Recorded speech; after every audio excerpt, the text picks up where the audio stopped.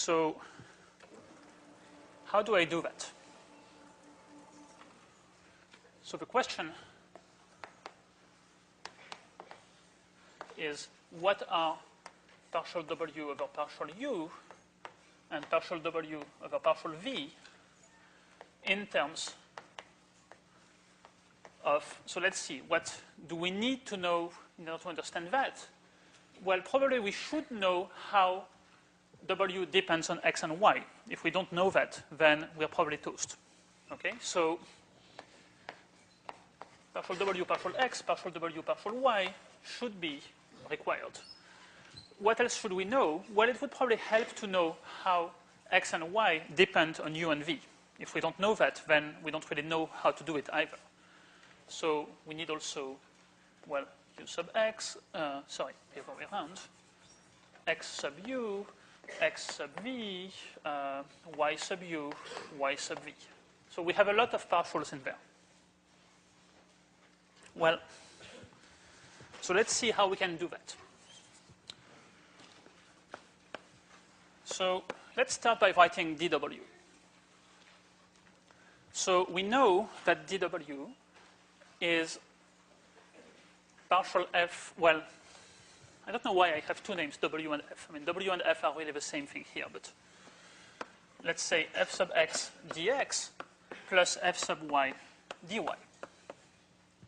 Okay, so far that's our new friend, the differential. Now, what do we want to do with it? Well, we'd like to get rid of dx and dy because we'd like to express things in terms of, the question we're asking ourselves is, let's say that I change U a little bit. How does W change? So, of course, what will happen is if I change U a little bit, then X and Y will change. How do they change? Well, that's given to me by the differential. Right? So dx is going to be, well, I can use the differential. Again, dx, well, x is a function of u and v. That will be x sub u times du plus x sub v times dv. Okay, that's, again, taking the differential of a function of two variables. Does that make sense?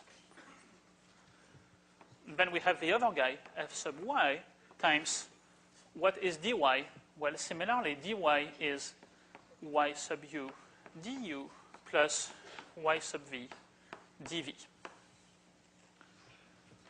And now we have a relation between dw and du and dv. We are expressing how w reacts to changes in u and v, which was our goal.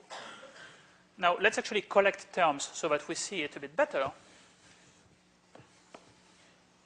So that's going to be f sub x times x sub u plus f sub y times y sub u du plus f sub x x sub v plus f sub y y sub v dv.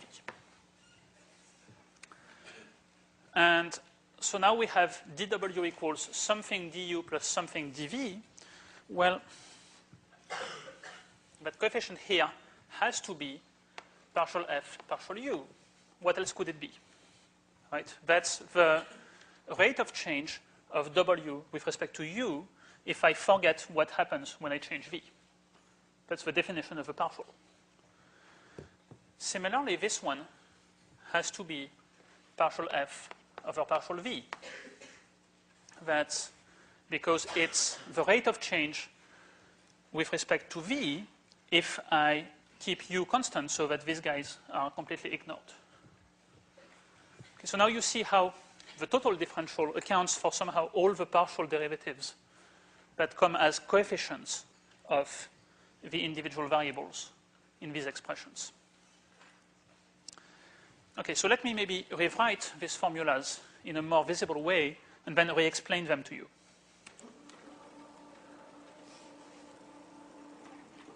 Okay, so here's the chain rule for this situation with two intermediate variables and two variables that you express these in terms of.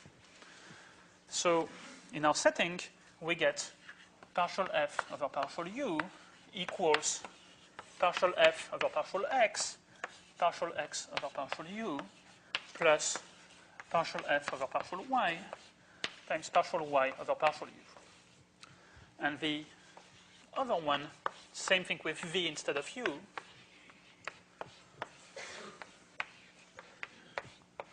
Partial f partial x times partial x partial v plus partial f partial y partial v. So I have to explain various things about these formulas because they look complicated, and actually they are not that complicated. So a couple of things to know. First thing, so how do we remember a formula like that? Well, that's easy. We want to know how f depends on u. Well, what does f depend on, actually? It depends on x and y. So we'll put partial f partial x and partial f partial y. Now, x and y, why are they here? Well, they're here because they actually depend on u as well. How does x depend on u? Well, the answer is partial x partial u. How does y depend on u? The answer is partial y partial u. So see, the structure of these formulas is simple. To find the partial of f with respect to some new variable, you use the partials with respect to the variables that f was initially defined in terms of x and y, and you multiply them by the partials of x and y in terms of the new variable that you want to look at, v here, and you sum these things together. Okay, so that's the structure of a formula. Why does it work? Well, let me explain it to you in a slightly different language. So this asks us, how does f change if I change u a little bit? Okay? Well, why would f change if u changes a little bit?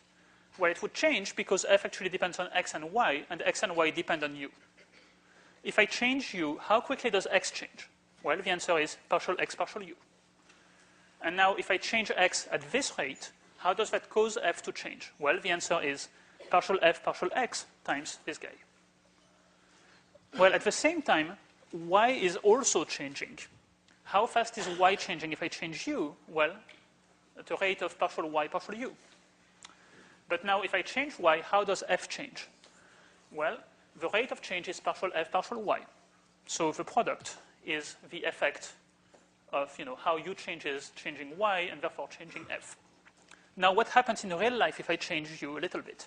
Well, both x and y change at the same time. So how does f change? Well, it's the sum of the two effects.